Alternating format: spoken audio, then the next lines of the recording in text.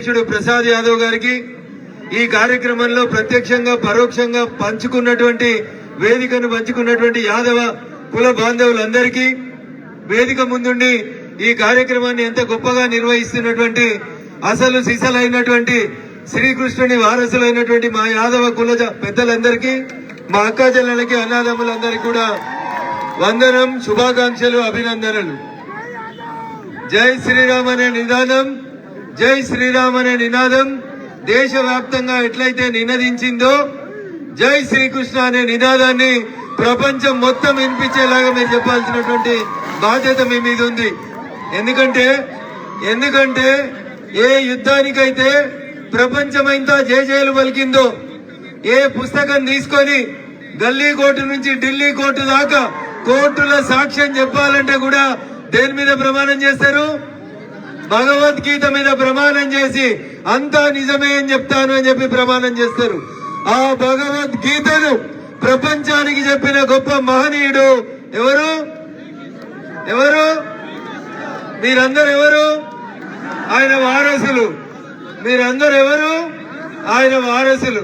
అందుకని ఆయన ఎంత గొప్పగా మన సనాతన ధర్మం గురించి, హిందూ ధర్మం గురించి, యాదవులు అంటేనే ఆ శివునికి ప్రతిరూపాలు, మల్లికార్జునుడి అవతారాలు.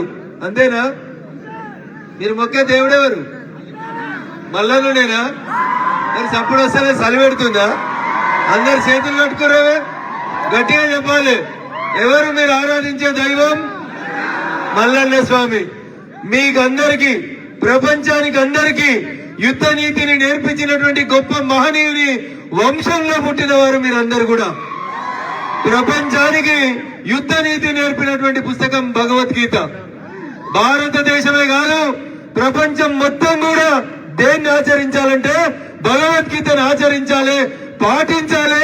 అవసరమైతే స్కూళ్లలో పిల్లలకి భగవద్గీతను పాఠ్యాంశంగా పెట్టాల్సినటువంటి అవసరం ఉందా? మా హరిబాబు అన్నాడు, మాకు అసెంబ్లీలో 4 కుర్చీలు ఇయ్యి, పార్లమెంట్ లో 5 కుర్చీలు ఇయ్యని. అది కాదన్నా, మీరు ఇంటింటికి భగవద్గీతను పంచితే మీ వాళ్ళే శ్రీకృష్ణులై భవిష్యత్తులో ఈ జిల్లాలని, రాష్ట్రాలని, ఈ దేశాన్ని కూడా మీరే ఏలుతారు. ఆ దిశగా భావితరాలైనటువంటి యువకులని మీరు అందరినీ కూడా ఎంకరేజ్ చేయమని చెప్పి ఊర్లలో సామెత చెప్తాం. శివుని ఆజ్ఞ లేకపోతే చీమ కూడా కదలదు. కదులుతుందా?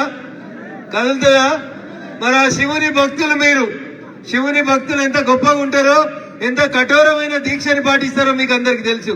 అందుకని ఆ శివుని ఆశీస్సులు, ఆ శ్రీకృష్ణుని ఆశీస్సులతో భాగ్యనగరంలో 18 ఏళ్ల కింద మొదలైన సదర్ సమ్మేళనం ఇలా ప్రతి జిల్లాకి, భవిష్యత్తులో ప్రతి మండలానికి పాకాలని, ఆ దిశగా మా యాదవ సోదరులందరూ కూడా కృషి చేయాలని, ఆ శ్రీకృష్ణుని అండదండలతో యాదవ వంశం ఇంతింతై వటుడింతై అన్నట్లు విశ్వవ్యాప్తం కావాలని మనస్ఫూర్తిగా కోరుకుంటూ, హరిబాబు గారి ఆకాంక్ష నెరవేరాలని, ఖచ్చితంగా అది కేవలం సనాతన ధర్మ పరిరక్షణతోటి మాత్రమే సాధ్యమవుతుందని మీకు అందరికీ కూడా తెలియజేస్తూ, ఈ అవకాశం ఇచ్చినటువంటి వేదిక మీదనే యాదవ కుల బాంధవులందరికీ కూడా మరొకసారి శిరస్సు వంచి నమస్సుమాంజలు, కృతజ్ఞతలు, అభినందనలు తెలియజేస్తూ సెలవు తీసుకుంటా ఉన్నాను.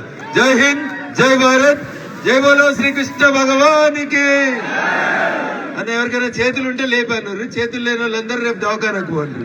జై బోలో శ్రీకృష్ణ భగవానికి, జై బోలో శ్రీకృష్ణ భగవానికి, జై యాదవ్. దీనికి కూడా అంటలేరా? అంటలేరా? సెలవెడుతుందా? జర గట్టిగా దూరి జై బోలో శ్రీకృష్ణ భగవానికి. మీ ఇష్టం. చేతులు లేని వాళ్ళందరూ లెక్క శ్రీకృష్ణుడు చూస్తాడు. చేతులు పైకి లేవలేదంటే లెక్క ఆడ రాస్తాడు ఆయన. జర గట్టిగా చెప్పండి మరొకసారి, జై యాదవ్. అబ్బా, రెండు చేతులు లేపిర్రా మీ వాళ్ళంతా. కంగ్రాట్స్.